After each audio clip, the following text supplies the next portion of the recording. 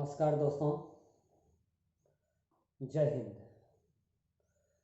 देखिए दोस्तों, आज का जो मेरा मुद्दा है बेहद ही मार्मिक और संवेदनशील मुद्दा है।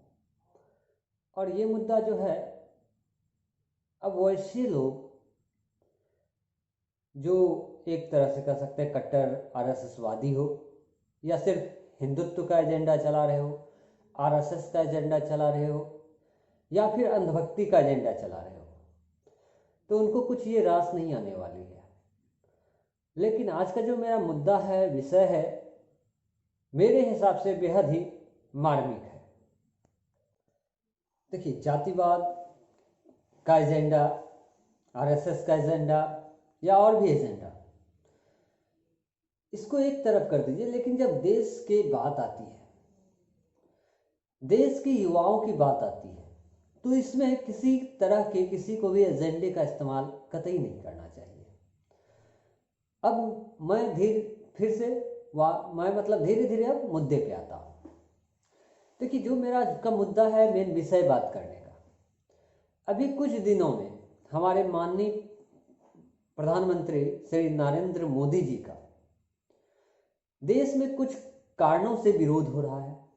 चाहे उसके मन की बात का डिसलाइक्स को ले लीजिए, या फिर एसएससी रेलवे का एग्जाम कराने के लेके ट्विटर पे चले ट्रेंड का ले लीजिए, और अभी उनके जन्मदिन पर जो एक ट्रेंड चला, हैशटैग राष्ट्रीय बेरोजगारी दिवस, मतलब हैशटैग नेशनल अनएम्प्लॉयमेंट डे। तो ये जो तीन तरह का एक डिजिटल आंदोलन हुआ, क्या ये कांग्रेसी ने किया? जी नहीं। लेकिन तो कुछ तथाकथित हिंदुत्व का एजेंडे चलाने वाले, या फिर आरएसएस के एजेंडे वाले, या फिर अंधभक्त एजेंडे वाले ये सोच रहे हैं, और ये सोशल साइट पे ये बातें जग जाहिर कर रहे हैं कि ये कांग्रेसियों द्वारा किया गया था। भैया, बेरोजगारी के लिए वो लोग लड़ रहे हैं जिनके रोजगार के अवसर भाजपा जो अभी केंद्र में है उसके शासनकाल में उसकी रोजगार की समस्या है। अब जो आप अगर देखिए एक तर्क के अनुसार, तो अभी जो इस आंदोलन में डिजिटल स्ट्राइक में भाग ले रहे हैं, जनरली वो किस एज के होंगे? मान के चलिए 25 से 30, 32 साल के एज के होंगे ज्यादातर। अब 32 साल वाले को भी आप अगर ले लीजिए, तो आज से 6 साल पहले क्या था उसमें? 26 साल। तो कहने का मतलब एग्जैक्टली आसपास कह सकते हैं कि जो उसका एम्प्लॉयमेंट का डेट था, मतलब कोई भी जो फॉर्म भरने की जनरल न्यूनतम ज़्यादातर जो सीमा होती है वो कितना से चालू होती है? 22-23 के बाद चालू होती है। तो कहने का मतलब उनका जो एक रीजन है वो किसके रीजन में आ रहा है? नरेंद्र मोदी जी के समय में। अब कांग्रेस उससे पहले 2014 से पहले थी, तो उसके समय में जो भी होंगे वो तो ज्यादातर उनका एज एक्सपायर कर गया होगा, और उनको इस एजेंडे से कोई मतलब भी नहीं होगा। जाहिर सी बात है, तर्क संगत है। जरा सोचिएगा इसको कि 2014 से पहले के जो युवा होंगे, एक तरह से जो उस समय मान लीजिए उस एज में होंगे जॉब पाने वाले, उनका तो एज अब तक एक्सपायर, लगभग एक्सपायर कर गया होगा कहीं ना कहीं, या फिर 1-2 साल बचा होगा। तो वो तो ज्यादा इसमें एक्टिव नहीं होंगे। एक्टिव कौन है इसमें? तो एक्टिव जनरली वो है जिनकी एजेस 25 से 28 साल, 30 साल के आसपास की है, क्योंकि उनके रोजगार के अवसर देश में नहीं मिल रहे हैं। उनको प्राइवेट सेक्टर में जॉब की कमी है, मंदी आ गई है, देश की अर्थव्यवस्था गिरी हुई है, गवर्नमेंट सेक्टर में जॉब नहीं आ रहे हैं, जॉब आ भी रहे तो टाइम से एग्जाम नहीं हो रहे हैं, एग्जाम हो रहे हैं तो क्वेश्चन लीक हो जा रहे हैं, कभी कोर्ट जाना पड़ जा रहा है, एग्जाम निकालने के बाद 2-3 पहले first year, second year, third year, physical test, interview, इतने सब कवायद के बावजूद उनको टाइम पे ज्वाइनिंग लेटर नहीं दिया जा रहा है। तो ये सारा जो मसला है किसके लिए है? जनरली 25 से 30 या 28 साल के युवाओं का। और ये किसके रीजन में आ रहे हैं? हमारे नरेंद्र मोदी जी के समय में। तो अब ये बात तो तर्क से विहीन है ना कि एक कांग्रेसी इस चीज का दुष्प्रचार कर रहे हैं। भैया कांग्रेस का दुष्प्रचार तो 2014 में ही हो गया, जिस समय उसको जनता ने सत्ता से निकाल दिया, नकार दिया, और वापस से 2019 में फिर जनता ने उन्हें नकार दिया। तो ये वही युवा है मोदी जी, जो चिलचिलाती धूप में भी आपके बिना कोई कह सकते हैं कि बिना किसी सूझबूझ के किए गए नोटबंदी में भी आपके साथ खड़े थे उस चिलचिलाती धूप गर्मी में। और आज जो ये युवा, आज जो ये नेशनल अनएम्प्लॉयमेंट डे हो या फिर एसएससी रेलवे का डिजिटल स्ट्राइक हो, ये वही लोग कर रहे हैं जो आपके साथ नोटबंदी में भी खड़े थे। तो ऐसा क्यों हो गया कि वो एक तबका जो आपके उस असफल से, जो नोटबंदी आपका असफल ही रहा, 100% कह सकते हैं, सफल का तो कोई बात ही नहीं है, तो उसमें भी जब वो युवा आपके साथ थे तो वो युवा आज उनसे पलट क्यों गए? क्योंकि कहीं ना कहीं उनकी बातें आप तक नहीं पहुंच रही हैं। आप रोजगार के अवसर पे बात नहीं कर रहे हैं, इसीलिए आपके मन की बात को रिकॉर्ड डिसलाइक्स मिल गए। लेकिन यहां एक अंधभक्तों का झुंड है, जमावड़ा है, जो ये बोल रहे हैं कि ये कांग्रेसी का है। भैया कांग्रेसी कितने हैं? अगर कांग्रेसी इतने जागरूक है तो कांग्रेस सत्ता में क्यों नहीं है? जाहिर सी बात है, अगर ये कांग्रेसी का है तो कांग्रेसी को तो सत्ता में होना चाहिए था। लगातार 2 पंचवर्षीय से आपको बहुमत मिल रहा है, तो जब आपको बहुमत मिल रहा है तो ये युवा तबका किसके साथ था? आप युवा तबके के बदौलत ही चुनाव जीते हैं, ये बात तो आपको मानना होगा। युवा तबके के बदले ही, युवा जो था उसके बल पे ही आपका जो भी ये कुछ मुद्दे हैं वो आपका सफल रहा है, चाहे असफल नोटबंदी हो या एक अच्छा निर्णय 370 हटाने का हो, इनमें युवा आपके साथ थे। आज वही युवा अगर बेरोजगारी पे आपके खिलाफ बोल रहे हैं तो वो मतलब कांग्रेसी हो गए। वो बस सिर्फ इसलिए कि एक लीगल मुद्दा उठा रखा है उन्होंने बेरोजगारी का, तो वो कांग्रेसी हो गए। तो ऐसे मानसिकता है हमारे इस देश में अंधभक्तों की एक टोली का। भैया हथियार का ही क्या करेंगे जब पेट ही खाली हो जाएगा? जब शरीर में ताकत ही नहीं रहेगी तो हथियार कहां से उठाएंगे, कहां से चलाएंगे? आप राफाले लाइए, दैट्स गुड, अच्छा है, सेना को के लिए अच्छा कर रहा है, कीजिए, नो डाउट, उसमें आपकी प्रशंसा भी हो रही है, तारीफ भी हो रही है। लेकिन जहां आप अगर तारीफ के लायक नहीं है तो क्या करें? वहां भी आपकी तारीफ के पुल मान दे।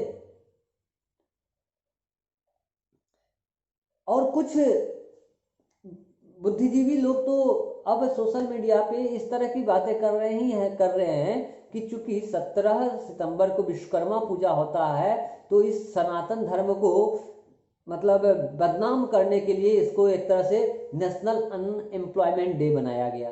भैया कहां से ऐसी गिरी हुई रूढ़िवादी मानसिकता लाते हो आप बताओ, ये कौन लोग हैं जो आज मोदी जी के इस बर्थडे में नेशनल अनएम्प्लॉयमेंट डे मना रहा हो, या ट्विटर पे एग्जाम फॉर एसएससी रेलवे और भी चीज का ट्रेंड करा रहा हो, या फिर मोदी जी के मन की बात को डिसलाइक किया हो? ये तो वही लोग हैं, ये तो वही युवा है जो देश का भविष्य है। और तकरीबन इनकी एज कितनी होगी? 25 से 30 साल वाले ज्यादा से ज्यादा हैं, या कह सकते हैं 23-24 से 30 से तक के, इसी एज उम्र के है ना। तो ये एज उम्र जो है इसका एम्प्लॉयमेंट एज कब किसके रीजन का है? आपके रीजन का है। और कहीं ना कहीं आपके रीजन में इसके लिए प्रचुर रोजगार उपलब्ध नहीं है, तब ये आपके विरोध में आ रहे हैं। और ऐसी बात तो नहीं है कि आपका विरोध करना देश का विरोध करना। ऐसी भी बातें आ रही है कि जो मोदी के विरोध में है वो देशद्रोही है, गद्दार है। तो ऐसी रूढ़िवादी मानसिकता हमारे ही देश में है कि अगर पीएम के गलत बातों को, मतलब पीएम के गलत निर्णय पे, अगर गलत सवालों पे हम उंगली उठाए तो हम देशद्रोही हो जाए, और अगर सही सवाल पे जवाब उठाए तो भैया हम बहुत बड़े देशभक्त हैं। मतलब सही चीज पे अगर वाहवाही करे और गलत पे भी वाहवाही कर दे तो हम बड़े बड़े देशभक्त बन जाए। लेकिन अगर सही को सही और गलत को गलत कहे तो हम देशद्रोह हैं, देशद्रोही हैं। हमें देश से प्यार नहीं है, राष्ट्र प्रेम नहीं है, क्योंकि मोदी जी ही एक ऐसे विश्व देश में सिर्फ एक ऐसे नेता है जिसको देश से प्रेम है, बाकी तो किसी को देश से प्रेम है नहीं, चाहे वो किसी भी दल के हो। तो ऐसा नहीं है। ये जो मुहिम है ये हम युवाओं के द्वारा चलाई गई है, और ये तब तक चलते रहेंगे जब तक देश में रोजगार के ज्यादा से ज्यादा अवसर सृजित नहीं होंगे। बड़े से बड़े सत्ताधारी हिल जाते हैं युवाओं के सामने, तो आप या जो भी इस अहम वहम में हैं कि आरएसएस के एजेंडे या फिर और सारे एजेंडे पे हम बाकी सारे मुद्दे को भटका देंगे, तो देश का युवा कहीं ना कहीं जाग रहा है। और एक इसके लिए thankful to you Modi ji कि इस देश के युवा को कहीं ना कहीं जागृत आप ही ने किया है, क्योंकि 2014 से पहले तो सब सोए हुए थे, और 2014 से जो जागे वो एक्चुअल युवा वही जगे हुए हैं। काहे कि 2014 से पहले कांग्रेस की सरकार, और कांग्रेस की सरकार ने भी क्या उधम मचाया। जो विकास उनको करना चाहिए उतना उस मापदंड पे वो भी खड़े नहीं थे, और कहीं ना कहीं ऐसी स्थिति आपके साथ भी आ रहे हैं। तो ये स्थिति आप भाजपा के साथ भी आ रही है। तो वही स्थिति के कारण ना नकारा गया था कांग्रेस को आज से 6 साल पहले। और आप सत्ता में हैं, आप हर चीज के लिए कांग्रेस के 70 साल को दोषी नहीं ठहरा सकते। कांग्रेस के 70 साल में माना बहुत लूट उधम मचाया उन्होंने, नो डाउट, लेकिन काम भी किए हैं। ऐसा नहीं है कि कुछ काम नहीं किया, सिर्फ लूट और उधम मचाया, नहीं, कुछ काम भी तो किए हैं। आज़ादी से जब 1947 ईस्वी में देश आज़ाद हुआ अंग्रेज़ों के हाथों, सिर्फ और उसके बाद सिर्फ फिर पाकिस्तान का विभाजन हुआ, तो वहाँ से संभाल के देश को यहाँ तक लाना भी बहुत बड़ी बात होती है, और वो जिम्मेदारी कांग्रेस ने निभाई। और कहीं ना कहीं उस समय कांग्रेस में कद्रवार नेताओं की कमी नहीं थी, और इसीलिए वह देश की एक अच्छी पार्टी, एक बड़ा पार्टी बन पाया था। और आज कांग्रेस की अगर ये स्थिति है जो रसातल में जा रही है, तो उसका कहीं ना कहीं एक मुद्दा ये है कि आज उसमें एक योग्य नेता, कद्रवार नेताओं की कमी है। और अगर कुछ कद्रवार नेता हैं भी तो वो वंशवाद के चपेट में धुंधले पड़े हुए हैं। और ये वजह है कि आप निर्भीक होके जो सो कर रहे हैं देश में। छात्रों का मुद्दा आपके लिए अहम नहीं, युवाओं के का मुद्दा आपके लिए अहम नहीं, किसान आपके लिए जरूरी नहीं। जरूरी क्या है? तो वो चीज जरूरी है जो हमारे लिए सेकेंडरी थिंग्स हैं। प्राइमरी थिंग्स से आप हट के सेकेंडरी थिंग्स पे जा रहे हैं। और हमारे यहाँ के बुद्धिजीवी वर्ग इसे भी राजनीति का रूप दे रहे हैं कि नहीं, ये युवाओं के द्वारा नहीं, ये तो कांग्रेसी का बिछाया हुआ जाल है, राजनीति है, भाजपा को बदनाम करने के लिए की गई साजिश है। तो कहां से लाते हैं आप बुद्धिजीवी इतना जहर? ये वही युवा है जो धारा 370 जब हटा था तो मोदी के साथ सीना खोल के चौड़े करके खड़े थे। एनआरसी और सीए में मोदी जी के साथ यही युवा खड़े थे। नोटबंदी में भी यही युवा खड़े थे मोदी जी के साथ, और जो कारण था कि सरकारें नहीं गिरी, नहीं तो ऐसे बड़े फैसले में अक्सर सरकारें कहीं ना कहीं हिल जाती है, गिर जाती है। और ये वही युवा है जो उस समय मोदी जी के साथ थे और आज मोदी जी के खिलाफ हैं, और ये उनका राइट है। और ये राइट आप कुछ तथाकथित बुद्धिजीवी वर्ग जो हैं, एजेंडे चलाने वाले, उनसे ये अधिकार छीन नहीं सकते, ये हनन नहीं कर सकते आप उनसे। तो मेरा यही मानना था। आज के लिए बस इतना ही, धन्यवाद। देखिए दोस्तों, अगर अच्छा लग रहा हो हमारा चैनल, हमारी बातें आपको पसंद आ रही हो, तो लाइक वाइक कीजिए, सब्सक्राइब कीजिए भैया, शेयर वेयर कर दीजिए, ताकि और भी अच्छे अच्छे कंटेंट्स हम बना पाए आपके लिए, और भी अच्छे अच्छे मुद्दे को रख सके यहाँ पे, इस पेज के माध्यम से आप लोगों के सामने ज़्यादा से ज़्यादा आ सके। धन्यवाद। मिलते हैं फिर किसी अगले वीडियो में अगले मुद्दे के साथ।